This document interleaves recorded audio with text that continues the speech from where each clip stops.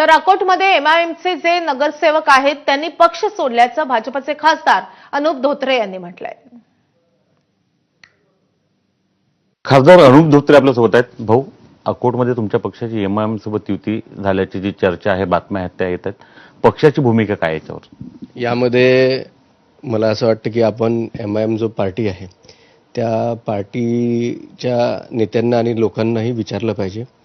MIM पार्टीसोबत युतीने झाली आहे. त्या पार्टीच्या विचारधारा काही लोकांना पटली नाही आणि त्यामुळे त्यांनी माननीय मोदीजी यांच्या नेतृत्वामध्ये अकोट विकास मंच या म्हणजे सगळे पक्ष जे एकत्र आले आहे आणि मोदीजीचं नेतृत्व स्वीकारून त्या पक्षामधले काही नगरसेवक आले आहेत. संपूर्ण पक्षासोबत आम्ही कुठेही युती केलेली नाही आहे आणि भविष्यामध्येही जे पक्ष हिंदू विरोधी आहे, देशविरोधी आहे, त्या पक्षांसोबत आम्ही युती करणार नाही आहे.